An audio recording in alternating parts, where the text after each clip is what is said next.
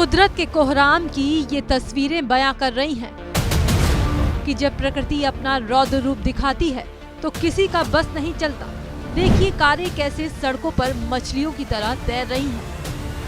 सड़कों पर बह रहे पानी की रफ्तार इतनी है कि यहाँ चलना किसी चुनौती से कम नहीं।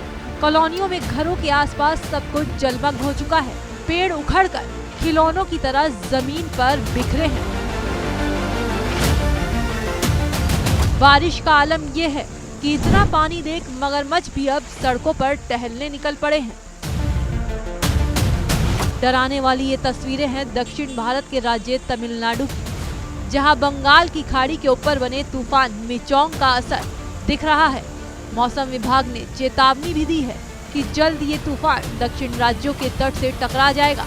आशंका जताई गई है कि तब इसकी रफ्तार 100 किलोमीटर प्रति घंटे हो सकती है। आशंका जताई गई है कि तब इसकी रफ्तार 100 किलोमीटर प्रति घंटे हो सकती है। इसके साथ ही मौसम विभाग ने मैप के जरिए दर्शाया है कि तमिलनाडु, पुडुचेरी और आंध्र प्रदेश के तटीय इलाकों में कहां-कहां ये तूफान तबाही मचा सकता है।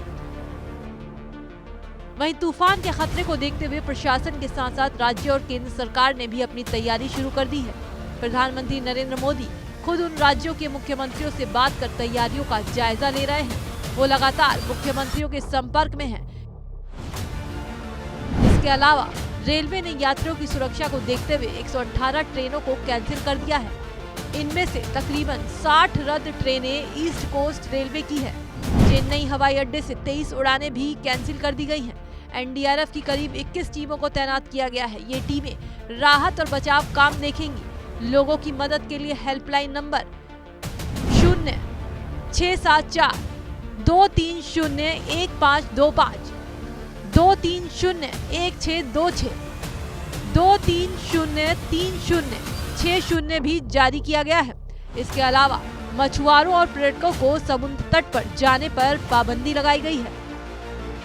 ओडिशा में तो राज्य सरकार ने सभी तटीय और दक्षिणी जिलाधिकारियों को अलर्ट पर रखा है और कृषि विभाग के तहत कार्यरत कर्मचारियों की छुट्टियां रद्द कर दी हैं।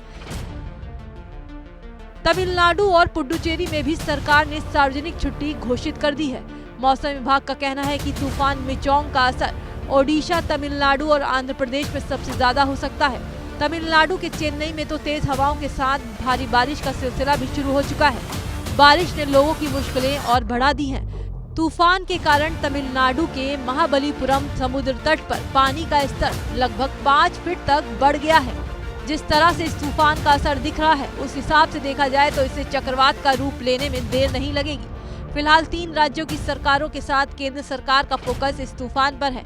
अब देखना ये है कि तूफान से होने वाली तबाही रोकने में ये तैयारियां कितनी कारगर साबित होती हैं।